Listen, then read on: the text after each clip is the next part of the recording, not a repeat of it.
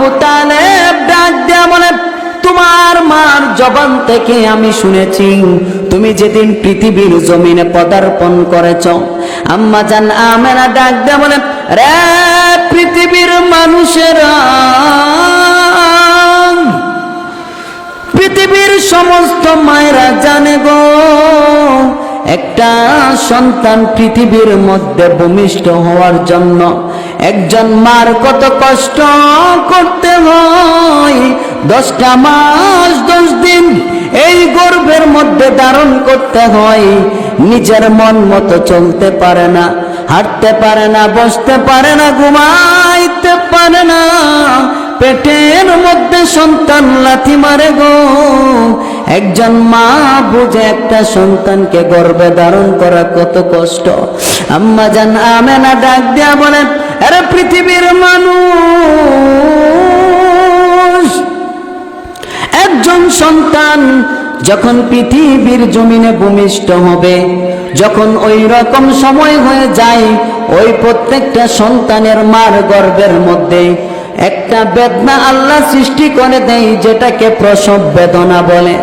ওই প্রসব বেদনা সৃষ্টি করাইয়া পেটের মধ্যে যেই বাচ্চাটা থাকে তার পা গুলা নিচের দিকে থাকে, বেদনা সৃষ্টি করাইয়া আল্লাহ তাআলা পা গুলা উপরের দিকে নিয়ে যায় আর মাথাটা নিচের দিকে নিয়ে আসে।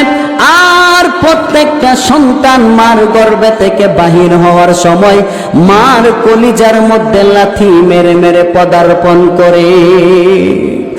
এর যুবক ভাই, এ দিলের কান লাগে শুনো গো।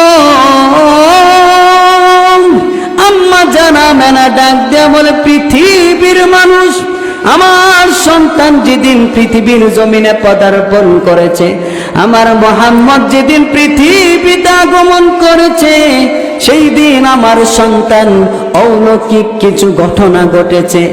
1 নম্বরে আমার সন্তান যখন পৃথিবীর জমিনে আগমন করেছে, আমি দেখলাম আমার সন্তানকে নূরের টুপি পরাইয়া পদার্পণ করেছে। সুবহান। 2 নম্বরে আমি দেখলাম আমার সন্তান রব্বে কারীমের পবিত্র কদমে সিজদারত অবস্থায় আগমন করেছে। সুবহান। আম্মা জান আমেনা ডাক দিয়া বলে, আমি আমার সন্তানকে দেখি কান্না করে। পৃথিবীর সমস্ত সন্তানরা মার গর্ভে থেকে বাহির হওয়ার পর সবাই ব্যক্তিগতভাবে কান্না করে, কিন্তু আমার সন্তানও কান্দে, পৃথিবীর মানুষগুলাও কান্দে। কান্নাই কান্নাই বেশ কম রয়েছে।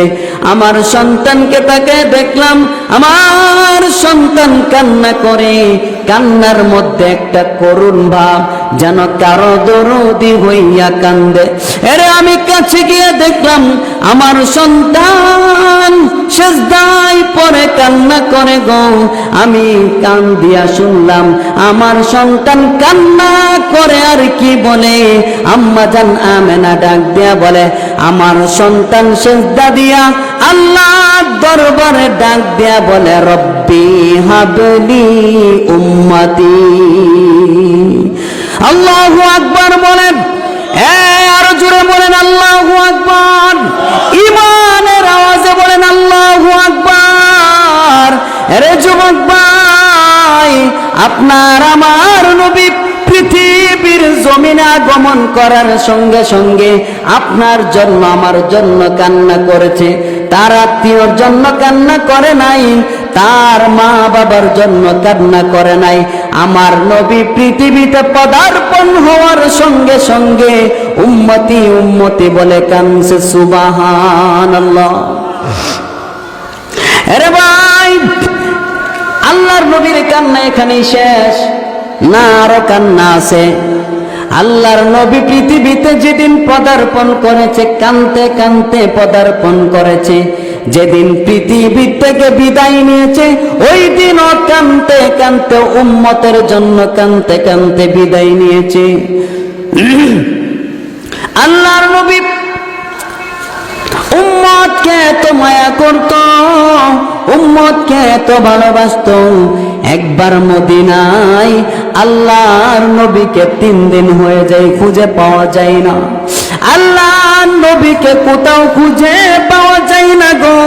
সমস্ত মদিনার মানুষগুলি হাউমাউ করে কাঁদতে লাগলো, আল্লাহর হাবিব নাই, নবী নাই, নবী নাই।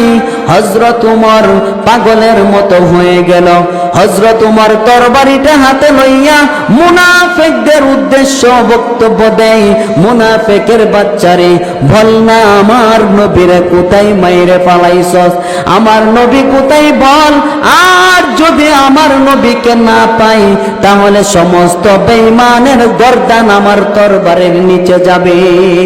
ওই দিন সমস্ত মুনাফিকরা থরথর করে কাঁপতে লাগলো।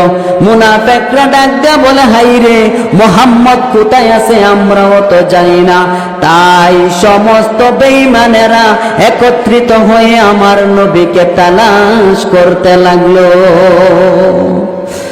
হযরত ওমর আর আবু বকর চলে গেল এক প্রান্তে আল্লাহর নবীরে খোঁজার জন্য।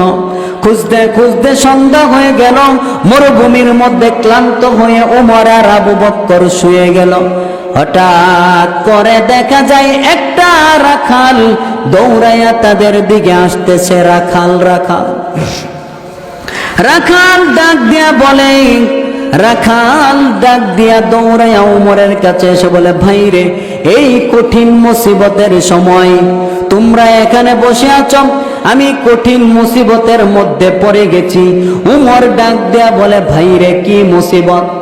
রাখাল ডাক দিয়া বলে, ভাই রে, আমি একজন মালিকের অধীনে চাকরি করি। আমার কাজ হলো সকাল থেকে সন্ধ্যা পর্যন্ত আমার মালিকের উট বকরি গোলা আমি ঘাস খাওয়াইয়া বিকাল বেলা বাড়িতে নিয়ে যাই। কিন্তু আজকে 3 দিন হয়ে গেল ওই উট বকরি গোলা ঘাসে মুখ লাগাই না। আরে উট বকরি গোলা ঘাসের মধ্যে মুখ লাগাই না। আমি যখন রাত্রের বেলায় শুয়ে রইলাম, তাকায় দেখি সমস্ত গাছের পশু পাখি গোলা কান্না করে। আরে আমি তাকায় দেখি এই কান্নার আওয়াজ কিসের জন্য কান্দে গো? কতগুলা উট গুহার দিকে তাকাইয়া তাকাইয়া উট বকরি গোলার চোখ দেয়া পানি জরে। আরে আমি দৌড়াইয়া গুহার ভিতরে ঢুইকা দেখি রে একটা লোক সেজদায় পড়ে কানে উম্মতি উম্মতি বলে কান্দে। হযরত ওমর লাফ মেরে দাঁড়ায় বলে, আবু বকর, আমার দিলে সাক্ষী দেয় রে, আমার নবী ছাড়া কেউ হবে না, নবী ছাড়া কেউ হবে না। কারণ যার ব্যথায় ব্যথিত হইয়া পশু পাখিরা কান্দে, যার ব্যথায় ব্যথিত হইয়া উট বকরি গোলা চোখ দিয়া পানি জড়ায়, এটা আমার নবী ছাড়া কেউ নয় রে। আয় আয় আমার নবীরে তালাশ করি। আরে ভাই, আল্লাহর নবী উম্মতের মায়ায় পইরা গুহার ভিতরে 3 দিন ধরে পইরা কান্দে।